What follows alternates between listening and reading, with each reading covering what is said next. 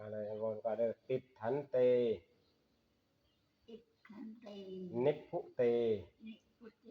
วาปิเมื่อพระตถาคต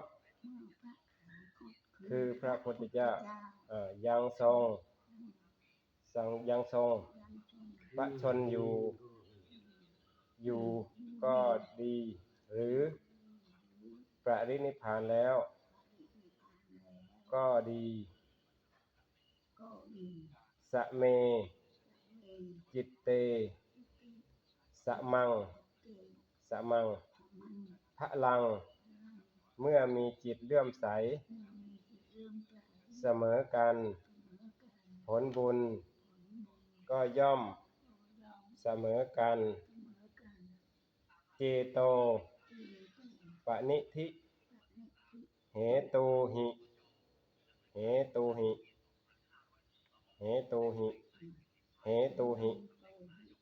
สัตตาคัจฉันติ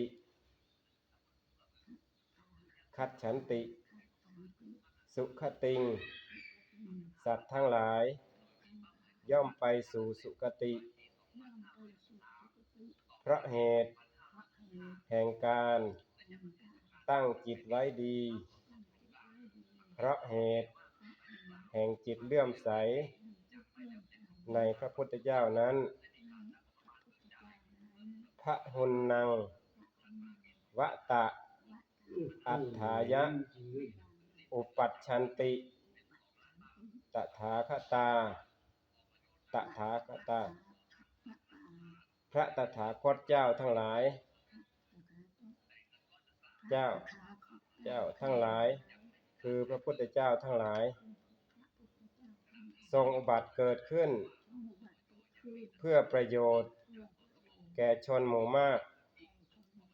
ยัตถการังกริตวานะสักขังคัจฉันติทายกาติทายกทายิกาผู้ทำบุญทั้งหลายกระทำสักการะบูชาในพระตถาคตเจ้าคือพระพุทธเจ้าย่อมไปสู่สุคติโลกสวรรค์ดังนี้นิพต่อจะเมื่อรอบเดินติดขันเตนิพพุเตวาปินิพพุเตวาปิเมื่อพระตถาคตคือพระพุทธเจ้ายังทรงพระชนอยู่ก็ดีหรือปรินิพพานแล้วก็ดีสะเมจิตเตสะมังพลังเมื่อมีจิตเลื่อมใสในเสมอกันเมื่อมีจิตเลื่อมใสเสมอกันผลบุญก็ย่อมเสมอกันก็ย่อมเสมอกันเจโตปนิธิเหตุหิสัตตาคัจฉันติสุขติงสัตว์ทั้งหลายย่อมไปสู่สุคติเพราะเหตุแห่งการตั้งจิตไว้ดีเพราะเหตุแห่งจิตเลื่อมใสในพระพุทธเจ้านั้นต่อเจียพะหุนนังวะตะอัฏฐายะอุปัชชันติตถาคตาพระตถาคตเจ้าทั้งหลายคือพระพุทธเจ้าทั้งหลายทรงอุบัติเกิดขึ้นเพื่อประโยชน์แก่ชนหมู่มากยัตถะ การังกริตวานะสักขังคัจฉันติทายกาติทายกทายิกาผู้ทำบุญทั้งหลายกระทำสักการะ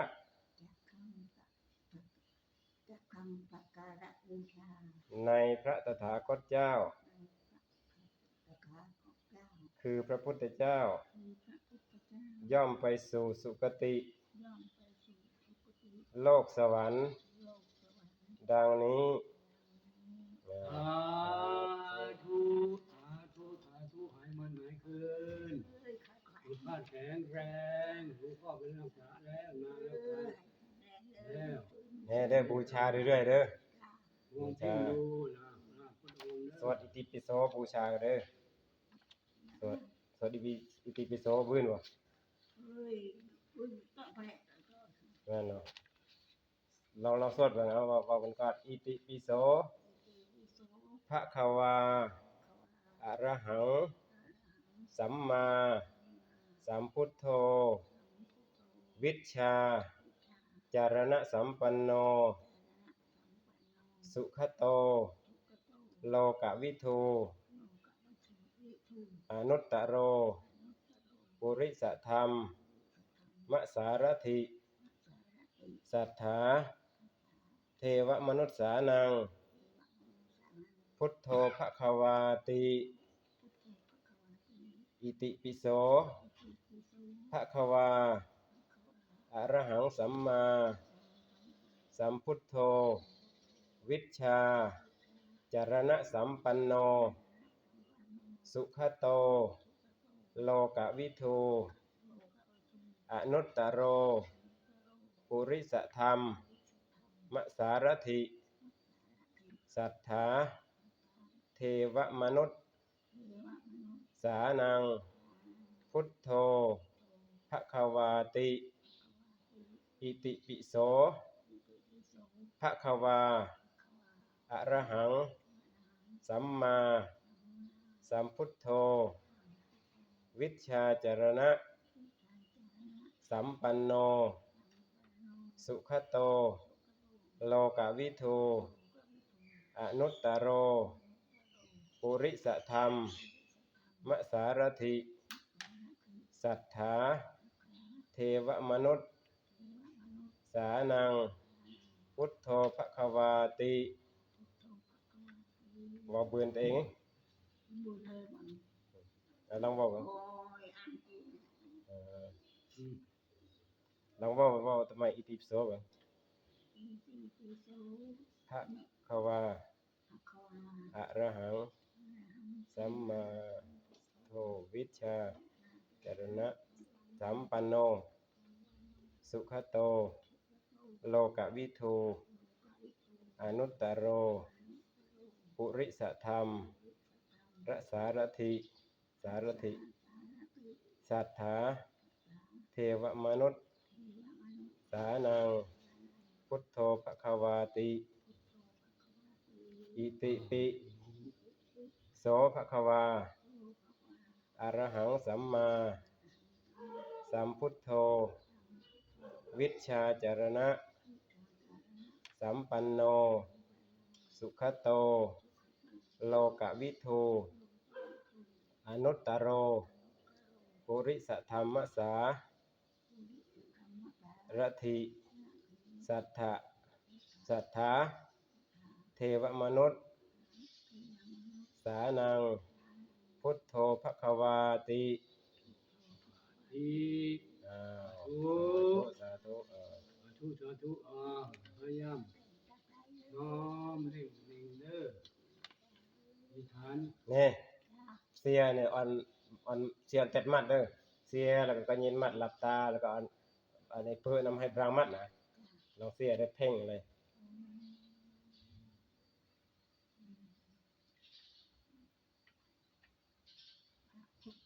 ทำเมตตาพระพุทธเมตตา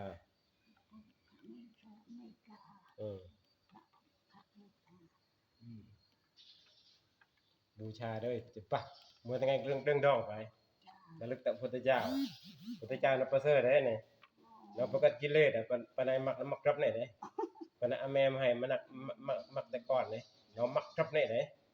มักทั้งสัตว์ทั้งโลกทั้งเทวดาอาจอมเนาะก็เรามักรักสัตว์ประสัตว์ทั้งโลกทั้งเทวโลกทั้งเสร็จเลย โลกพรหมโลก ให้ต้องบูชานะให้บูชาเนี่ยบุญๆได้แน่นไหมพุทธเจ้านั้นปรินิพพานแล้วหรือเหลือแต่โรคนั่นเองมาให้บูชาแล้วก็บุญมากันหน่อยเลยมาจิตเลื่อมใสเสมอกันบุญก็เสมอกันพิธีอ่อนสวด น่ะก็เป็นงานบุญ ต้อง เช้านี้ คันบันอ่านกันอีกคล่องเลยเนาะอ่านบุญไม่รอยเที่ยวจำบุญเลยนะหนึ่งมัน เจ้าเราจะพูดอะไรอ่านกี่นาที เพ่งอยู่เรื่อยๆเพ่งพระพุทธเจ้า ในสำคัญเพ่งวันนี้ก็ เพ่งได้กฐินเลย มันก็นิมิตติดมัดเลยก็เห็น ให้เป็นนิมิตจิตตาหลับตาก็เห็น หลับตาก็เห็นเหมือนกับลืมตานะบารมีพระเมตตาของพระองค์ อ่านอ่านประมาณนี้ กันสวดอิติปิโสบูชากับบุญจำให้อันประจำเสียอันก็ระลึกแต่คนเนานะในสิเกิดนิทานเลยในเกิดโยมมวยนะเราสิบูชาเจดีย์นี่ก็จำเจดีย์นั่นแหละเราตะเปียอะไรเนี่ยเนาะเปียเนาะภาษาไทยเนาะ เปลี่ยน ตะเปียบูชาบูชาเราตะเปียบูชาเปียเรื่องๆนะเปียเนาะอันนี้บูชาเป็นลองบูชาป่ะบูชาเนี่ยบูชาลองบูชาไอ้ก็ดำเนินบูชาอย่างไรบูชาบูชาบูชาบูชา สาธุพุทธเจ้า พุทธเจ้า เสด็จมา เนี่ยเราจะโปรดได้แน่เนี่ยเราก็บูชาเราด้วย ข้าพเจ้าแล้ว เจ้า ข้าพเจ้าเนี่ยหายมันหายคืนสุขภาพแข็งแรงอธิษฐานเพียงที่ ขอให้ข้าพเจ้ามีจิตเลื่อมใสศรัทธาเคารพกราบไหว้พระพุทธเจ้าขอให้พระพุทธเจ้าเป็นที่พึ่งให้ข้าพเจ้าอุ่นใจมีความสุขมีความพ้นทุกข์ พุทธเจ้าเป็นที่พึ่งที่ระลึกเขานับถือตลอดชีวิตนะ สาธุเป็นที่พึ่งตลอดชีวิตบูชาบูชาสาธุสาธุสาธุ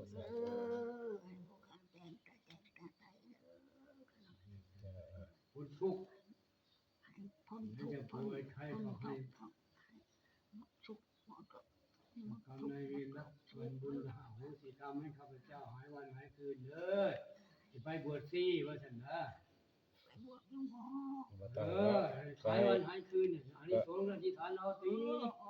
อธิษฐานเอาตีอธิษฐานเอาเองบอกกันบ่ได้ดอกแนะกันนั่นคือเจ้าอนุภาพของพระองค์โปรดก้าโปรดกระหม่อมให้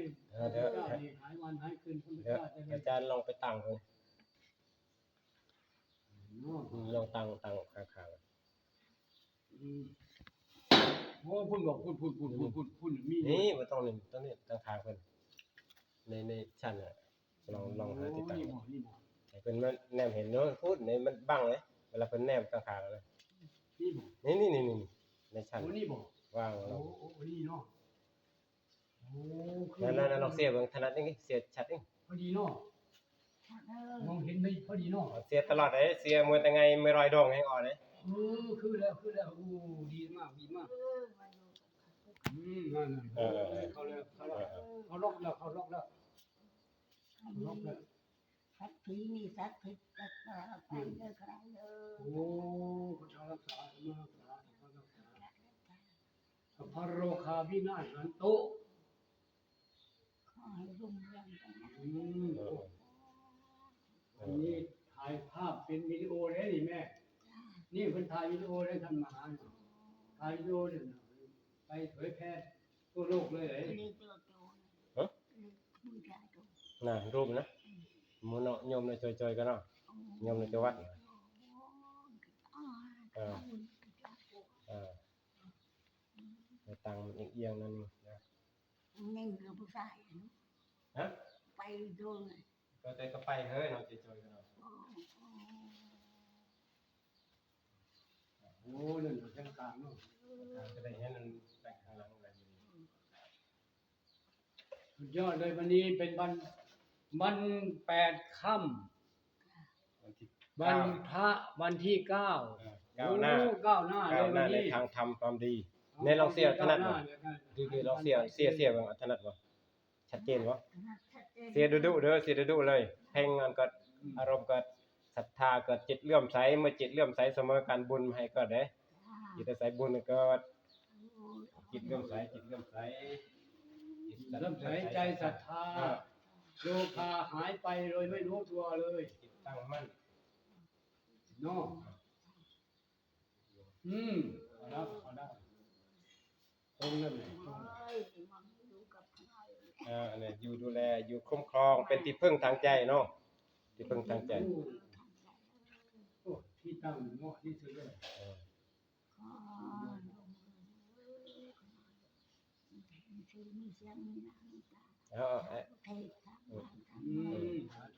เอาบูชาดะบูชาเลยดะบูชานี่เนี่ยเลยตรงนี้ นั่นแหละเหมาะแล้ว บูชาบูชามัน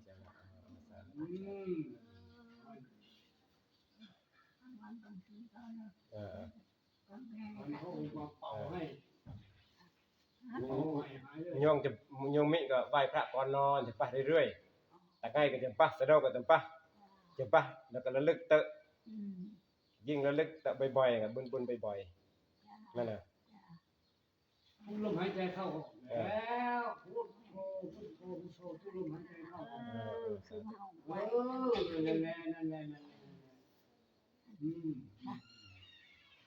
นั่นคือความมันสมาธิเราได้ลึกถึงอยู่พุทธานุสติไง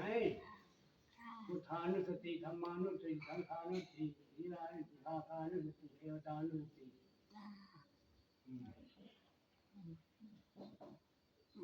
อ่านได้เลย ไปคอยอ่านเลย